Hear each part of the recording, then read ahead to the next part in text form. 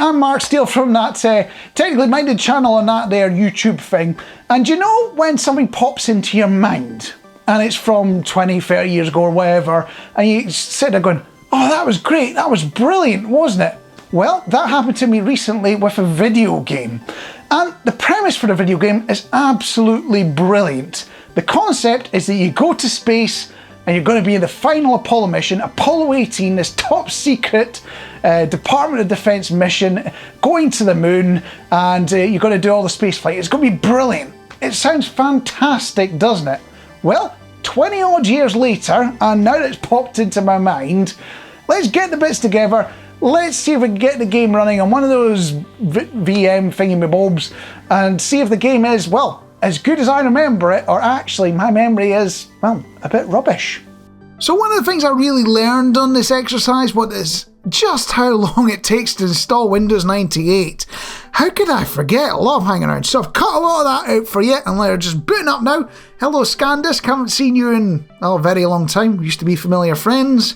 And, oh, that's not supposed to happen. Now, unfortunately, I've taken it for a spin, and every button I press does exactly this. So the bad news is, if you're trying to get Windows 98 running on one of these laptops, well, it's just not going to happen. Unfortunately, anything that's running the AMD Ryzen platform, it turns out there's a bit of an issue of how that processor operates versus what the Windows 98 operating system expects. That means it's throwing bugs and errors and faults all the time. That means we just can't run anything on it. So, unfortunately, as much as I really wanted to show you on this laptop, it's not going to happen. So instead, I'm going to get one of the few other machines I've got access to, and this is going to sound blasphemous, running an old Windows operating system on a Mac, but yes, we're going to try running it on an iMac and see what happens. So we get a little bit more luck this time, and I actually managed to fire up the training disk. Very high resolution, 640 by 480, 256 colours. Welcome to the NASA Manned Spaceflight Center. So you're presented with a menu, you click some buttons, and the video doesn't work very well. But you get a nice fly-through of the Johnson Space Center. Who would not be impressed by this? So let's choose some options. Astronaut training, and let's go flying in space. That sounds like fun. Oh, video errors again. Sir Isaac Newton was an English mathematician and physicist who could visualize the motion of objects in space. And that's what 99% of the training disk is made up of. Full motion video. But assuming you manage to endure, no, I do mean endure all of it and suck it all in, it's time to fire up the mission disk.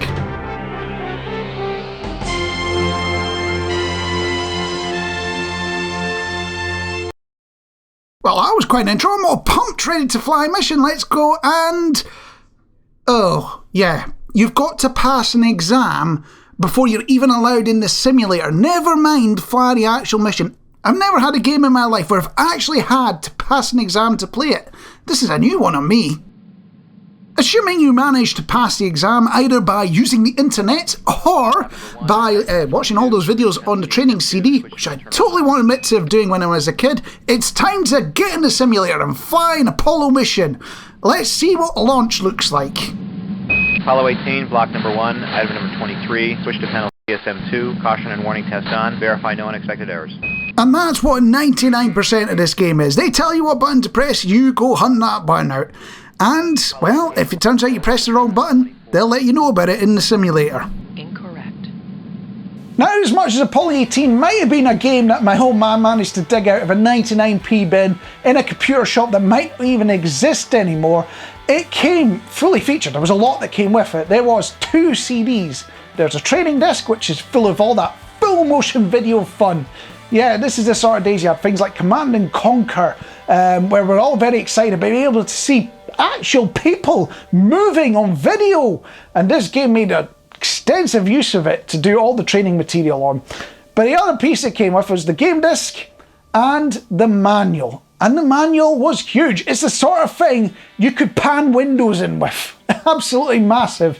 And it was fully detailed about this is the button you press, this is the procedure, if this explodes, this is what to do, if your spacecraft's on fire, follow this procedure. Unfortunately, I don't have access to that, so If our spacecraft catches fire, well, we'll just hope we can blow it out as we're flying along in space. That's how the physics works, isn't it? Whether the physics works like that or not, this is a game that is very much built around process and procedure. And if you mess those up, well, you're gonna know about it.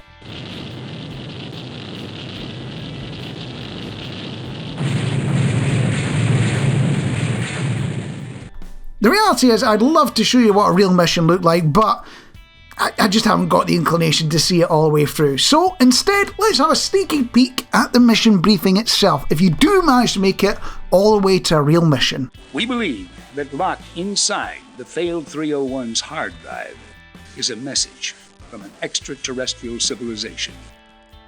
We want that message. You've been selected. Yeah, seriously, the premise is that aliens have sent a message, left it on some Apollo hardware, so you've got to go up there single-handedly, no mates with you at all, you don't get to do an EVA, and you're going to press a button, and a remote control arm's going to pick it up. However, it's a hard mission. 99% of the time, you see this instead.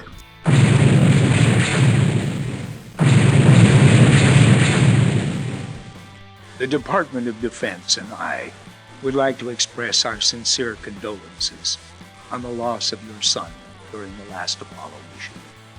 So I suppose we better end this video with one of those conclusion things. It's what your teacher always told you to do when you were writing essays, finish them with a conclusion.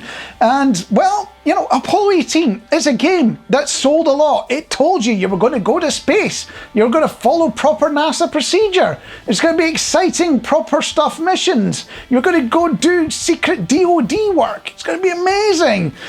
The reality? Well, it ended up being closer to Spreadsheet Simulator or Championship Manager, as you might know it better. Very unexciting stuff. A lot of the fun is made up in your own head. You're literally just clicking on buttons as you're told to click on them. Go switch on this breaker. Okay, I will go switch on this breaker. That's literally what the game is like. And from what I remember, having actually completed the game once, you get a little video at the end that tells you can go apply for your mission patch.